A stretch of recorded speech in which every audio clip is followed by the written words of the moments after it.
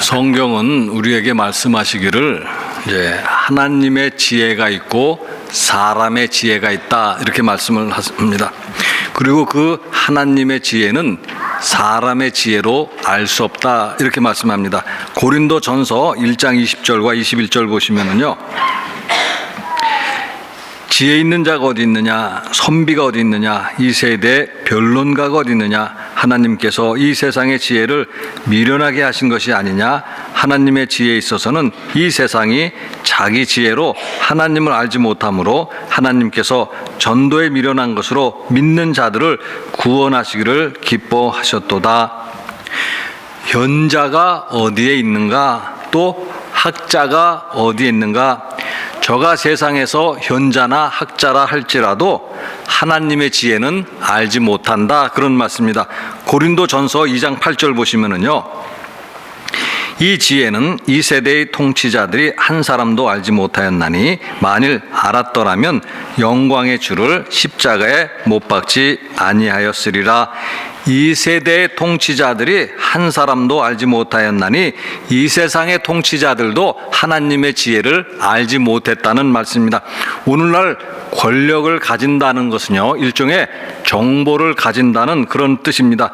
정보의 힘을 가지고 백성들을 통치를 하는 것인데요. 그런데 그런 통치자들마저도 하나님의 지혜에 대해서는 알지 못한다라는 말씀입니다. 사람의 지혜를 가지고는 하나님의 지혜를 알 수 없는 것이다 그런 뜻입니다. 하나님의 그 진리에는 사람의 지혜를 가지고 도달할 수 없는 것이다 그런 말씀입니다. 그러면 어떻게 하나님의 지혜를 알고 어떻게 하나님의 진리에 도달할 수 있겠는가 하는 말씀입니다. 오늘 고린도전서 2장 10절 보시면은요. 오직 하나님이 성령으로 이것을 우리에게 보이셨으니 성령은 모든 것 곧 하나님의 깊은 것까지도 통달하시느니라. 성령은 하나님의 깊은 것까지도 통달하시느니라. 하나님은 성령님은 모든 것을 그야말로 꿰뚫어 보신다 그런 뜻입니다. 로마서 11장 33절에 보시면은요. 깊도다 하나님의 지혜와 지식의 풍성함이요 그의 판단은 헤아리지 못할 것이며 그의 길은 찾지 못할 것이로다. 하나님의 지혜가 얼마나 깊고 얼마나 풍성인가. 그래서 누가 그 하나님의 지혜를 알고 하나님의 지혜를 찾겠는가 하는 것입니다. 사람의 지혜를 가지고는 하나님의 지혜를 알 수도 없고 찾을 수도 없는데 성령님께서 그것을 알게 하신다 그런 말씀입니다. 그래서 이제 성경은 성령님을 가리켜서 뭐라고 말씀하는가 하면 요한복음 15장 26절입니다. 내가 아버지께로부터 너희에게 보낼 보혜사 곧 아버지께로부터 나오시는 진리의 성령이 오실 때 그가 나를 증언하실 것이요. 성경은 성령님을 가리켜서 보혜사다 또는 진리의 영이다 그렇게 말씀을 하고 있습니다. 보혜사라는 말은요 돕는 자다 그런 뜻인데요. 성령님은 우리를 도우시는데 우리가 진리를 깨닫도록 우리를 돕는 분이다 그런 뜻입니다. 한국교회에서도 흔히 성령의 역사다 그런 말들을 많이 사용하고 있는데요. 성령의 역사라는 것은 성령의 일이다 그런 뜻이고 그것은 성령님이 무슨 일을 하시는가 하는 것을 뜻하는 것입니다. 그것은 다름이 아니라 하나님의 지혜를 우리에게 알게 하시는 것이 성령님이 하시는 일이다 그런 뜻입니다. 하나님의 지혜라는 것은 근본 예수 그리스도 안에 숨겨져 있는데 그 숨겨진 진리를 드러내 가지고 우리로 하여금 알게 하는 것, 그것이 바로 성령님이 하시는 일이다 그런 말씀입니다. 사람들은 사람의 지혜를 가지고 하나님을 발견하고 진리에 도달하려고 합니다. 그러나 성경은 성령님만이 우리가 하나님의 지혜와 또 하나님의 진리에 도달할 수 있다 그렇게 말씀을 하고 있습니다. 심지어는 예수님을 주님이라고 고백하는 그것조차도 성령님의 도우심이 없이는 불가능하다 그렇게 말씀을 하는 것입니다. 고린도전서 12장 3절에 보시면은요. 그러므로 내가 너희에게 알리노니 하나님의 영으로 말하는 자는 누구든지 예수를 저주할 자라 하지 아니하고 또 성령으로 아니하고는 누구든지 예수를 주시라 할 수 없느니라. 우리들은 예수님을 주님이라고 그렇게 고백을 하는데 성경에 보시면 성령으로 아니하고는 성령님의 도우심이 없이는 누구도 예수님을 주님이라고 고백할 수 없다, 그런 뜻입니다. 그러면 이제 그 이유가 무엇인가 하는 것인데요, 오늘 11절 말씀 보시면은요, 사람의 일을 사람의 속에 있는 영 외에 누가 알리요? 이와 같이 하나님의 일도 하나님의 영 외에는 아무도 알지 못하느니라. 하나님의 일을 설명하기 위해서 사람의 일을 들어서 말씀을 하는 것입니다. 사람의 일을 사람의 속에 있는 영 외에 누가 알리요? 때로는 내가 내 자신을 잘 모르는 것 같고 또 때로는 남이 나보다도 나 자신을 더 잘 아는 것 같은 그런 경험들도 있습니다. 그러나 일반적으로는 누가 내 자신에 대해서 가장 잘 알겠는가 하는 이야기입니다.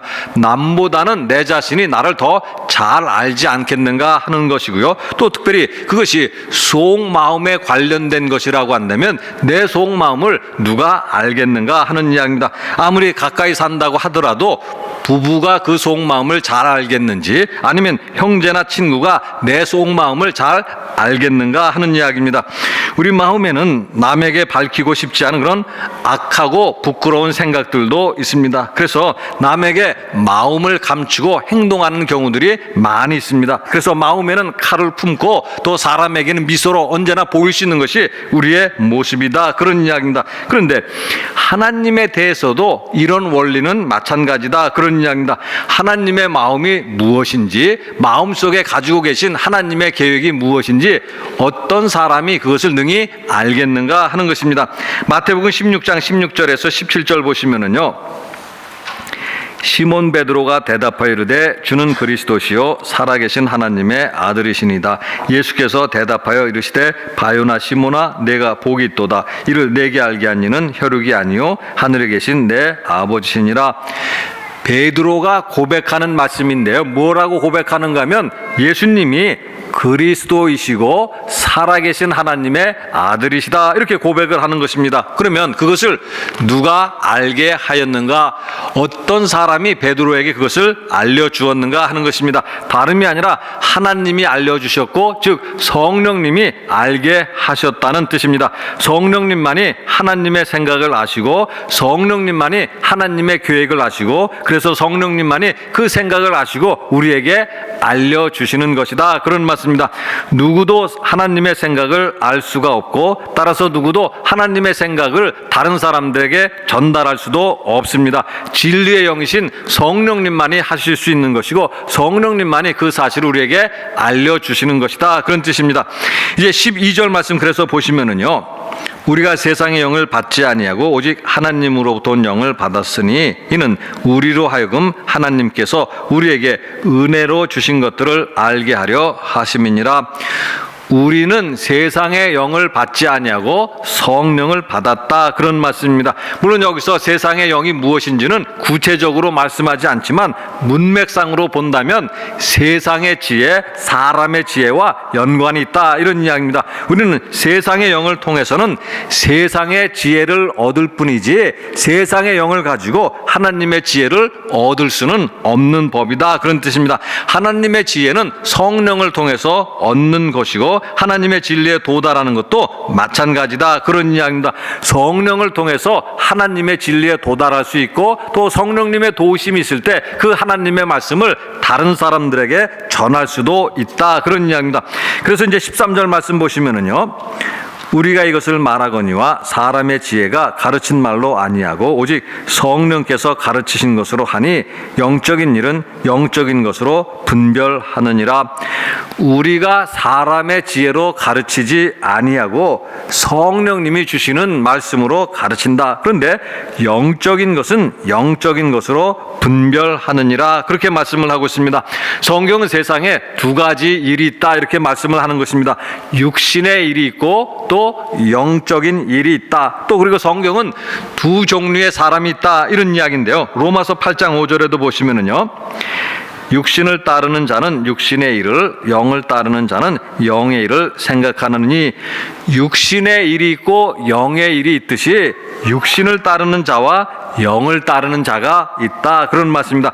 육신을 따르는 자는 육신의 일을 생각하기 마련이고 육신을 따르는 사람은 영적인 일을 생각하지 아니한다. 그런 말씀입니다. 육신을 따르는 자는 영적인 분별력도 없다. 그런 뜻입니다. 따라서 육신을 따르는 자는 땅에 속한 것만을 보고 하늘에 속한 것을 보지 못하는 법입니다. 그래서 육신을 따르는 자는 눈에 보이는 것만을 생각하고 눈에 보이지 아니하는 것은 생각하지 못하는 법입니다. 고린도전서 1장 18절에 보시면은요, 십자가의 도가 멸망하는 자들에게는 미련한 것이요 구원을 받는 우리에게는 하나님의 능력이라. 여기서 멸망하는 자들이다 라고 표현된 것은 로마서 말씀대로 한다면 그 육신을 따르는 자들이다 그런 이야기입니다. 육신을 따르는 자들에게는 십자가의 도는 미련한 것이다 그런 말씀입니다. 십자가의 도라는 것은 예수님께서 우리를 위해서 십자가에서 죽으심으로 우리를 구원하셨다라는 것이 바로 십자가의 도입니다. 그런데 육신을 따르는 자의 눈에는 십자가의 도는 단지 어리석은 것에 지나지 않는다 그런 이야기입니다. 육신을 따르는 자는 항상 자신의 유익을 위해서 도리어 남의 목숨마저도 빼앗아야만 합니다.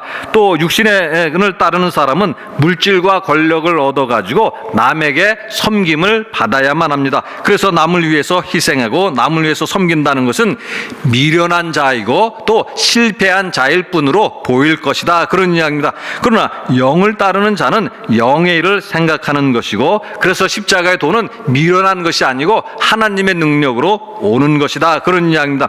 영을 따른다는 것은 이미 성령님께서 그 사람의 마음을 지배하고 있다 그런 뜻입니다. 그래서 성령님이 그 사람을 변화시키고 거룩하게 만드는 것이고 그래서 예수님과 함께 십자가의 길도 능히 갈 수 있게 하시는 것이다 그런 뜻입니다. 마가복음서 8장 34절에 보시면은요, 무리와 제자들을 불러 이르시되 누구든지 나를 따라오려거든 자기를 부인하고 자기 십자가를 지고 나를 따를 것이니라. 나를 따를 것이니라 이렇게 말씀을 하시는데요, 그 앞에 자기를 부인하고 자기 십자가를 지고 이렇게 말씀을 하고 있습니다. 육신을 따르는 사람이 자기를 부인할 수 있겠는가? 육신을 따르는 사람이 자기 십자가를 질 수 있겠는가 하는 것입니다. 오직 성령을 따르는 사람만이 가능한 일이다 그런 말씀입니다.